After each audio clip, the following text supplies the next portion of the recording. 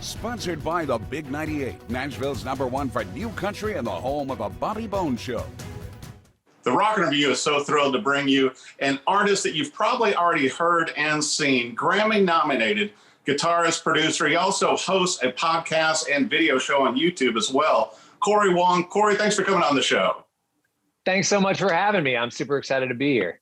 You know what? I've been listening to your music and following your career for a number of years now. And we were talking before we started the interview to where you have been on fire the last few years. In fact, I've been listening to your album, The Golden Hour, and it really made me realize I need to go back and practice a lot more guitar after hearing this. Oh, well, thank you. That means a lot. I've been having a lot of fun, and I've been exploring a lot of different territory. And it's honestly been very rewarding and fulfilling and flattering that people are interested in what I'm doing. So that's awesome. Well, you know, now you've got a number of new musical projects that have come out, including Cory Wong and the Wongnotes. It's like, and you know, all the things you do, and you know, with the creative process, and now, you know, you just released your Fender signature model as well, which is kind of based on #1 player, right? Yes. So I am so excited about this guitar. It's been a couple years in the making, and to a certain degree, it's based off of the one that I've been playing for years. Actually, this guitar, this Highway 1 Stratocaster, since I was a teenager. And, you know, it's one that I've played for a long time, and I've loved it. But, you know, when Fender and I came together and we're like, all right, let's design a signature Stratocaster, they were like, do you want us just to recreate your exact guitar? I was thinking, you know what? Like, although that would be fun and that would be cool, really this guitar was like an entry level, made in the USA Stratocaster. It was like the only Strat that I could afford at the time, right? It was like, or it was the nicest Strat that I could afford at the time. So I said, all right, I've done a bunch of mods to this guitar since I got it over the years. And what I want to do is just kind of take this thing from the ground up.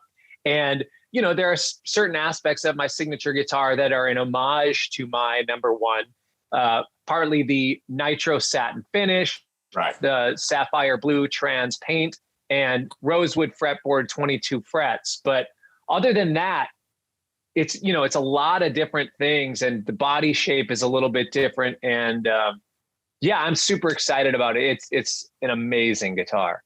Well, I think one of the major custom factors of this guitar also, Cory, has to be the hair tie. I mean, you know, because not every Stratocaster, and certainly I have owned and own my fair share of Fender Stratocasters, but none of them came with a hair tie. Well, here's the thing. Any of us who are signature artists, we want to try to do something that feels unique to us. And if, you know, but at the same time, a Stratocaster is a Stratocaster, right? And it's such a versatile instrument. With this one, I wanted people to be able to pick up this guitar and right away get my sound, get the Cory Wong thing. It's a Cory Wong signature Stratocaster. And every step of the way, every spec on the spreadsheet, I got to pick, which was amazing. And Fender and I worked on this together.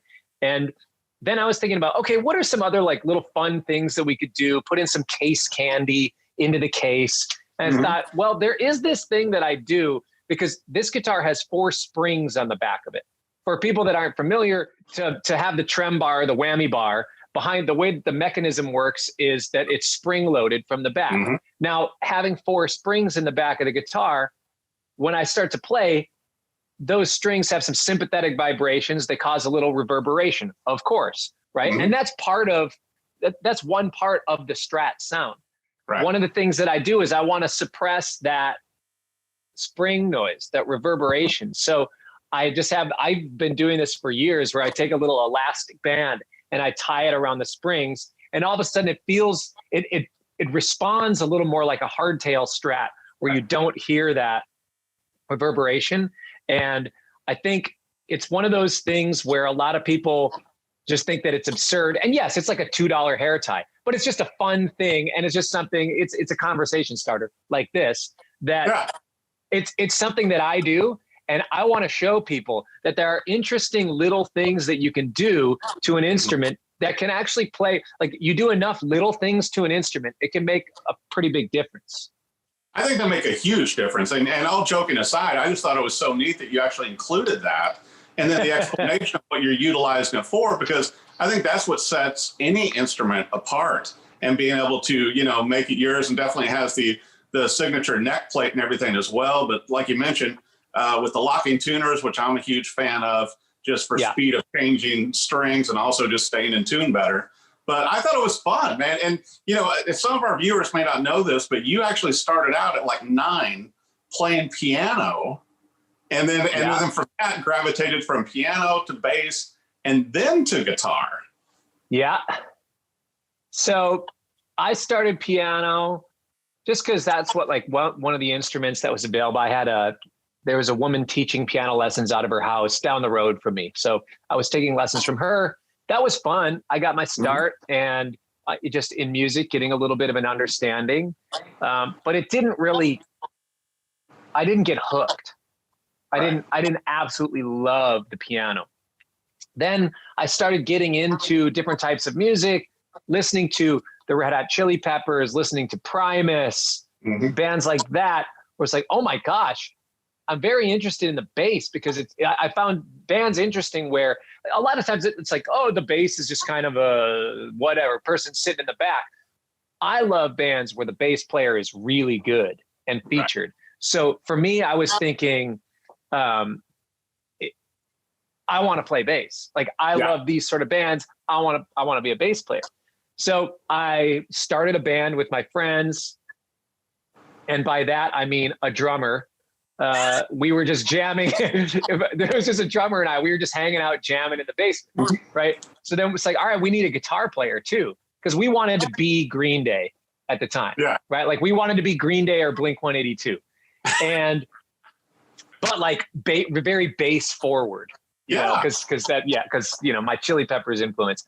And the one friend of ours was like, yeah, I mean, I'll join the band. My stepdad's got a bass in the attic, but I'm not going to play guitar. Like, and I don't know how to play bass. So I was like, all right, fine, screw it. I want to be in a band so bad. I will save up all my shoveling money, because I'm from Minneapolis, right? That's how we make money as kids. We shovel our neighbors' driveways. So I'm going to save up all my shoveling money. I'm going to buy a guitar and I'll teach my friend how to play the bass. So I switched over guitar and I've been stuck playing it ever since. Yeah, but it was kind of neat how that evolved, because, you know, obviously, you know, going to college and everything there in Minneapolis. And then, you know, at 20 years old, you decide, okay, this is what I want to do. I want to create music for a living. Yeah. Honestly, it was a really difficult decision for me, but everybody around me, my family, my friends, they were all just like, yeah, this has been right in front of you the whole time. Like, this is your passion. This is your life's calling. And it was only until I realized it that I allowed myself to go for it, because I don't know. It sounds weird saying this, but I could do a lot of other things. Like, I was going to the University of Minnesota for science. I was very good at it. I could get other jobs, but I just wasn't really passionate about those things the way that I was about music. And it was hard because I didn't grow up with people around me that could show me, like, here's the options that you could have as a professional musician. You could be a teacher, you could be a session musician, you could be a touring musician, you could play local gigs, you can, you know, be a producer, be a mixing engineer, whatever. Like, I didn't see all those music careers around me. So it was just really hard for me to comprehend what a professional musician does, or how do you do it? It's like, I don't know, do I get a Broadway gig? And then it's like, I have a full-time job. I didn't understand, you know, having a bunch of little jobs to be my job, or contract work, you know? So, I just thought, all right, I'm just going to get a quote unquote real job, and music will be my hobby. And then eventually it came to the point where I just said, okay, I know that it's scary territory to get into, because there are so many unknowns as far as what it's going to mean to be a professional musician. But I just really I had to take that leap of faith. I had to trust this is what I'm meant to do with my life. This is my calling in life. I know that it brings joy to other people, and I can make a bigger impact by playing music than I can being a scientist. Right. Well, it just seems so natural too, because obviously, I've seen you in all of the guitar trade magazines, just as really bringing kind of a new melding of musical styles. That's what I like about your playing and your music, to where I can hear jazz in there, I can hear rock in there, I can hear the horns. It's such a melding of musical influences, and it's really kind of your own thing. And then you are just a standout personality as well, which I think helps wrap it all up in a nice little bun. And plus, you've had some incredible artists that you're working with also they're joining forces with you. I'm very fortunate in that. And I think that the combination of all those things is kind of, we as artists, it's in our best interest to be self-aware, right? Mm-hmm. So my self-awareness has taught me that, as far as what you expect out of a guitar player album might be different than what I bring to the table.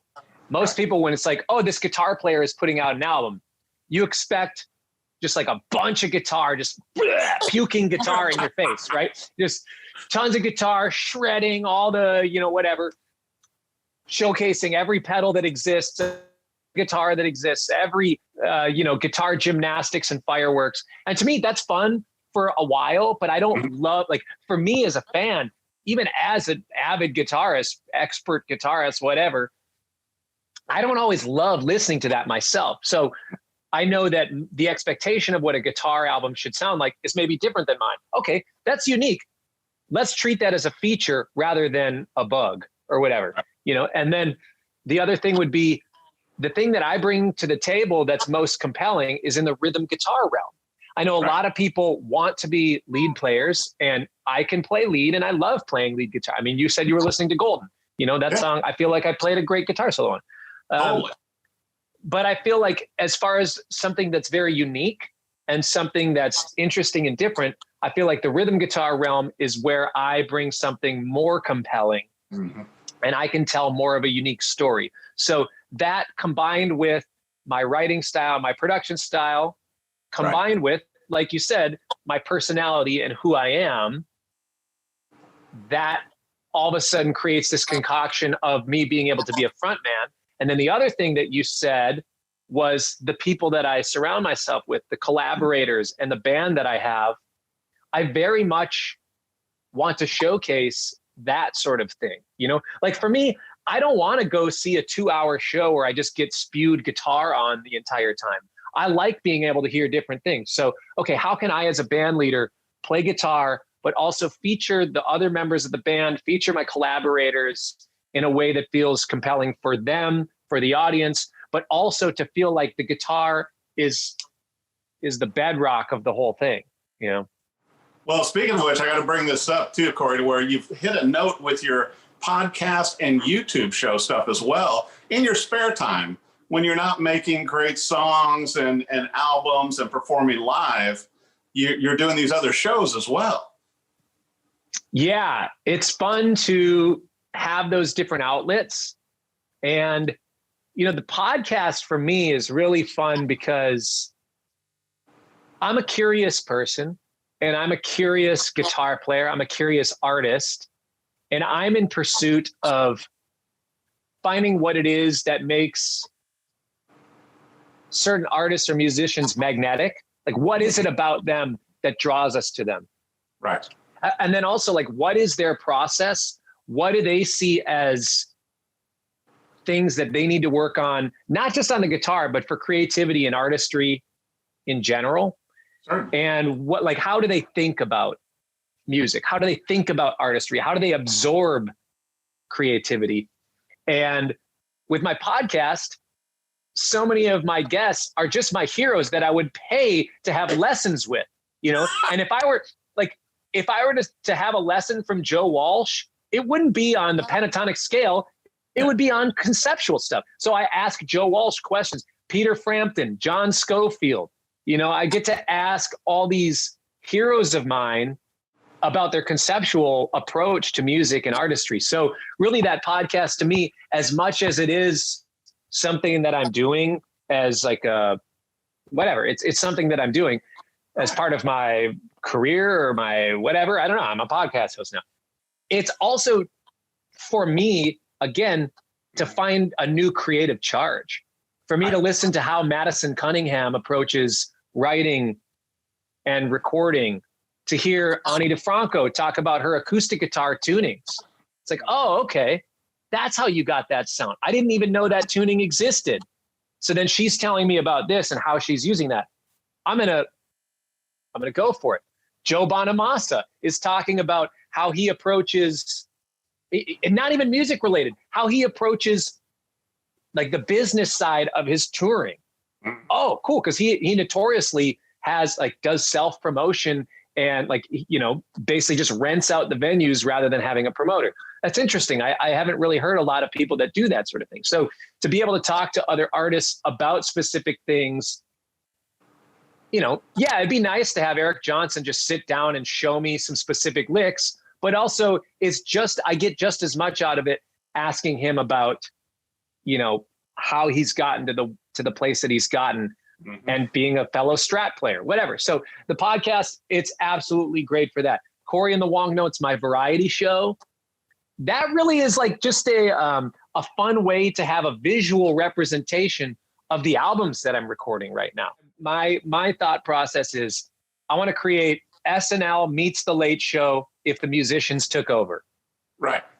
For musicians, by musicians, but also opening up like where the general public can enjoy it.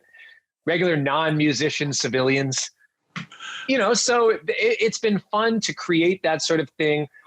But like I said, you know, really my main intention before I did have the idea for the show, but I thought I need something else to go with it.